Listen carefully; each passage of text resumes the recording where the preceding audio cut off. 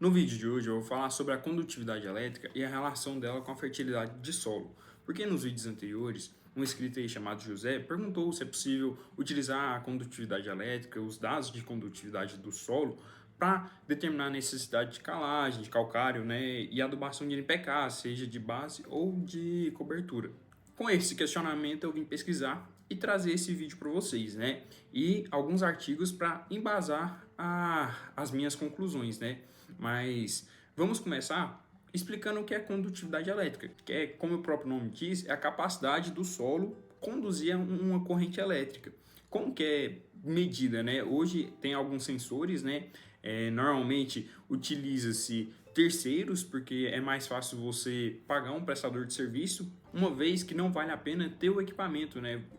O custo por hectare para você sai mais barato do que ter, principalmente porque a condutividade elétrica, por causa das características dela, se mantém no tempo, então é constante, passando assim 10 anos ainda, as manchas tendem a ser iguais, principalmente porque ela mede característica principal de diferença de solo, diferença de mineralogia, então se o solo tem mais argila, silt, areia, matéria orgânica, questões de outros nutrientes, então questão da fertilidade, dá para fazer algumas correlações, mas ela vem para te auxiliar, né? Por exemplo, vamos aqui para dentro dos artigos que eu vou conseguir explicar melhor. Todos os artigos vão estar na descrição como referência para vocês entrarem depois. Então, o primeiro artigo que eu quero trazer é esse, né? Estudo sobre a mensuração da condutividade elétrica do solo. O objetivo do trabalho aqui, né, foi estudar o comportamento da condutividade elétrica no solo e avançar no entendimento dos fatores que regem os níveis de variações e desenvolver sistemas que permitem a mensuração contínua da condutividade do solo para a geração de mapas, né? Eu vou já aqui para a questão da conclusão, que tem o que eu quero, né? No caso, os estudos realizados utilizaram um equipamento comercial que mostraram que a condutividade elétrica responde a variações de textura no solo e nos seus teores de umidade. O que acontece? A condutividade elétrica, muitas pessoas falam que é até uma condutividade aparente, porque depende bastante da temperatura e umidade daquele momento. Por exemplo, um solo que ocorreu uma chuva recentemente conduz melhor a eletricidade, uma corrente elétrica, do que um solo que está há muito tempo sem chuva. Questão também da umidade do ar, a temperatura, o horário que é medido, então tudo isso interfere na condutividade. E por isso que existem tantas variáveis em volta da condutividade elétrica. Não pode se bater um martelo e falar, olha, a condutividade elétrica mudou nesse local por causa da matéria orgânica ou porque aqui tem mais argila e silt. Ela te dá um parâmetro, fala, ó, existe variabilidades nesses locais e você tem que estudar quais os fatores principais em locos lá, no talhão, naquelas áreas, e ver o que muda de uma mancha para outra. Então, serve para te dar uma noção, a condutividade elétrica nos moldes atuais, uma noção de como está a propriedade, os talhões nesse momento. Então, já os resultados obtidos com o sistema proposto não foram plenamente satisfatórios, porque não foi possível obter uma resposta consistente na condutividade elétrica às variações de teores de argila e de umidade do solo, indicando que o sistema deve ainda evoluir. Ok. O outro artigo que eu quero mostrar para vocês é esse daqui, que é explicando sobre a condutividade mesmo, né? Então, condutividade elétrica aparente do solo. Um ponto aqui no resumo, que também está na introdução e tudo mais, é que sabemos que a condutividade elétrica do solo é muito influenciada por uma vasta combinação de propriedades físico-químicas do solo, tais como sais solúveis, então questão de cálcio, magnésio, NPK que existe no solo ali, alumínio, hidrogênio, tudo isso afeta na condutividade elétrica. Então, além da mineralogia, o conteúdo de argila, quantidade de água presente, densidade volumétrica, matéria orgânica, temperatura, todos esses parâmetros interferem na medição da condutividade, né? Então, se a gente for lá para os resultados também desse artigo, cadê? Conclusões, na verdade, aqui, o uso da condutividade elétrica aparente do solo tem demonstrado como importante ferramenta para trabalhos de agricultura de precisão. Sua facilidade, simplicidade e praticidade leva a economia de tempo e custo na realização da tomada de decisão das áreas de manejo de variabilidade espacial das áreas de estudo. O que acontece? É muito bom para você determinar a zona de manejo. É uma referência muito boa, além de utilizar outros mapas, né? Principalmente pela constância dos dados. Então, muitas vezes, se você está querendo, não tem a possibilidade de fazer amostragem de solos voltadas para uma amostragem por pontos, que tem uma densidade de pontos muito grande, às vezes vale a pena você fazer um mapeamento com a condutividade elétrica, que o custo por hectare é mais barato, descobre as manchas e cria essas manchas a partir da condutividade e avalia as variabilidades, né, as variações dentro de cada mancha. Então você cria zonas de amostragens, né, não zonas de manejo, mas zonas para amostrar ali e descobrir o que está acontecendo. Mas a condutividade sozinha não responde a todas as perguntas é necessário, após o mosaico de dados com ela, proporciona minerar esses dados e torná-los mais amigável ao usuário. Então, deixar ele mais entendível, né? Podemos dizer. Atualmente, a condutividade elétrica aparente está na fase de mapas necessário, agora análise de dados para diversos campos de pesquisa agropecuária, como descrito nos trabalhos acima. E depois, correlação desses dados para os pesquisadores na correta tomada de decisão da aplicação de insumos, manejo adequado e automatização dos processos agrícolas. Então, a gente tem que trabalhar com os dados para falar, olha, eu bater o martelo e falar, olha, eu vou aplicar mais nessa área, vou aplicar mais fósforo nessa área, menos nessa, mais potássio e tudo mais. Então, a gente tem que ainda evoluir, porque a gente não tem regressões, né, vou colocar, né, equações, contas mesmo, que utilizam a condutividade elétrica e que é possível bater o martelo e falar, olha, se você utilizar essa conta, você vai ter certeza de que pode utilizar 250 quilos por hectare de potássio. No caso, 250 pontos, tá aqui está muito alto, né, se a gente for pensar mais 90 pontos de nitrogênio ou 45 pontos de fósforo, depende de cada cultura e tudo mais, mas ainda não é possível bater o martelo para se dizer.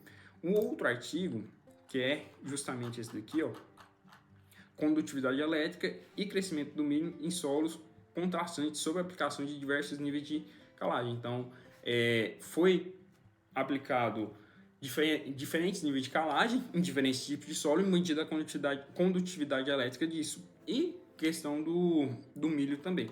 Então, claro que está tudo disponível aqui, mas vamos direto para as conclusões, que é o que? A condutividade elétrica... Opa! Deu zoom aqui. A condutividade elétrica aumenta em razão do acréscimo dos níveis de calagem e a relação positiva entre os teores de cálcio e magnésio, saturação por base e pH, para cada classe de solo em particular. Então, cada classe de solo reagiu de uma maneira, de acordo com a calagem que foi realizada, com o experimento, mas à medida, o que a gente vê em outros artigos também, como eu vou mostrar, à medida que você aumenta a calagem, aumenta teores de cálcio, magnésio, saturação por base, a condutividade elétrica também aumenta. O pH e o alumínio, ou hidrogênio, alumínio, o pH sobe também, né, mas o alumínio diminui. Então tem essa relação que é benéfica para a agricultura, sabe? É isso que a gente procura aumentar cálcio, magnésio e saturação por base, aumentar o pH, se caso aí tiver abaixo de 5, o melhor é entre 5.5 e 6.5, né? Se não tiver nessa faixa, a gente tenta aumentar ele, alcalinizar, tirar um pouco da acidez do solo e reduzir os níveis de hidrogênio e alumínio tóxico, né? A condutividade elétrica do solo explica grande parte da variação da massa de matéria seca do milho e se relaciona positivamente à concentração de nutrientes. Então, quanto mais nutrientes, maior a condutividade elétrica. Isso a gente já tem uma noção boa. Que também prediz o crescimento do milho, em consequência dos níveis de carbono adicionados no solo. Não há uma equação universal que explique as variações em produção de massa e matéria seca do milho. Então, não é possível bater o martelo e falar, olha, eu consigo com essa equação, com esse x e com esse y ou outras variáveis, bater o martelo que a condutividade elétrica foi tanto, logo a gente pode esperar esse tanto de matéria seca. Ainda, né? Em questão, ainda tem muito para se evoluir. Quando se considera uma condutividade elétrica, concentração de nutrientes como preditores de crescimento. Isso se dá principalmente por quê? Porque a condutividade elétrica tem muitas variáveis, né? Então, a temperatura, a umidade, mineralogia, tipo de solo, tudo isso interfere. Como tem muitas variáveis envolvidas, é bem mais difícil a gente conseguir predizer. Um exemplo mesmo que eu posso dar para vocês é a variável a equação de evapotranspiração. Quando eu estava na faculdade, a gente tem que utilizar esse cálculo para determinar a lâmina de água de um pivô, de uma irrigação e tudo mais. Era uma equação bem trabalhosa, mas por causa da quantidade de variáveis que tem, a gente tem uma equação, como eu falei, trabalhosa, né? Então a gente tem que melhorar nossas predições matemáticas. E a outra aqui é delimitação de zonas de manejo com condutividade elétrica aparente do solo para melhorar o manejo de nutrientes. Então é justamente isso, né? A gente utilizar a condutividade elétrica para determinar zonas, né? Ali onde que acontece, como que varia e tudo mais. E a conclusão que a gente chega nesse daqui é ambos os campos, análise, os resultados desse estudo indicam que para ambos os campos, análise, porque foram em 2 campos aqui, ó, se vocês verem em... Cadê? Aqui, ó. 2 campos com várias séries de solos foram estudados no sudoeste da província de Córdoba, Argentina. Então, esse artigo tá até em inglês, eu traduzi ele aqui, tá certo? Coloquei para traduzir para o português.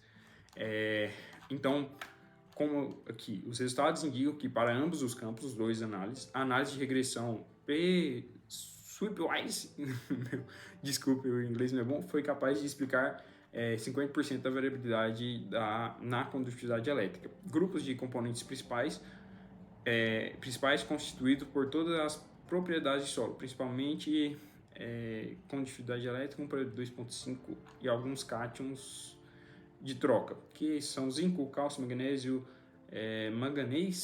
manganês, sódio e ferro. Foram capazes de explicar consistentemente a variabilidade da condutividade elétrica. Por outro lado, a análise de regressão, essa daqui, né, não foi capaz de identificar consistentemente modelos que contabilizassem. Então, ele percebeu que houve variação com base nisso, mas não é possível ter uma análise de regressão, uma equação para predizer ainda. Esse é o ponto, sabe? E aqui, usando a condutividade elétrica do solo para melhorar o manejo de nutrientes, esses 2 artigos eu encontrei nas referências de um outro aqui. Ele só me disponibilizou o resumo, também é um texto internacional, é só traduzir aqui. Mas a gente consegue, como é o resumo, né? A gente consegue, então, ver os resultados. Os resultados indicaram que a salinidade, textura e umidade do solo estavam mascarando os resultados. Então, como eu já falei, esses pontos, essa quantidade de variável não permite a gente bater o martelo sobre a quantidade elétrica, o que está fazendo ela variar. Mascarando a resposta da quantidade elétrica, a alteração dos níveis de nutrientes do solo. Então, a gente muda os níveis de nutrientes, mas por causa dos outros fatores, a gente não sabe se foi exatamente isso. Enquanto a análise de regressão descobriu que foi frequentemente o fator de carga-chave, condutividade elétrica foi frequentemente o fator de carga-chave. Mudanças na textura de solo, CTC, HM eu não vou lembrar, se eu não me engano, é matéria orgânica, humus, material de humus, alguma coisa assim. Resultaram em relações específicas de campo entre condutividade elétrica e concentração de nutrientes. O valor primário da condutividade elétrica na mensuração dos níveis de nutrientes reside em sua capacidade de identificar pequenas alterações na textura de solo, CDC e matéria orgânica, eu vou colocar como assim, que por sua vez indicam onde ocorrem diferenças nos níveis de nutrientes, certo? Então, como conclusão do vídeo, a gente sabe que a condutividade elétrica é um dado muito importante, relevante para a agricultura, mas ainda não é possível bater o martelo e falar, olha, com esses níveis de condutividade elétrica para esse tipo de solo, para esse tipo de variáveis que a gente encontra, a gente consegue determinar nível de calagem e adubação. A gente consegue ter um melhor entendimento de como vai ser o manejo ali, criação de zonas de amostragem, embasar para as zonas de manejo, mas bater o martelo e falar, olha, a condutividade elétrica nessa área deu tanto, eu vou precisar jogar tanto de adubo, não é possível ainda. Então a gente precisa estudar mais, a ver uma melhor interpretação dos dados, mais estudos para análise de variáveis, para conseguir conglomerar todos os dados e falar, olha, agora a gente tem um modelo preditivo, né, para predizer o quanto que a gente vai jogar a partir da condutividade elétrica de forma correta, né? Acho que deu para entender o que eu quis passar, que a condutividade elétrica é bom, mas ainda não está no melhor cenário, tem muito a evoluir ainda. Mas à medida que a gente for estudando, a gente vai conseguindo melhorar. Então agradeço a todos que assistiram o vídeo. Se gostaram do vídeo, deixa o curtir, se inscreve no canal para receber mais vídeos sobre agricultura, agricultura de precisão, imagens de satélites e até a próxima. Falou!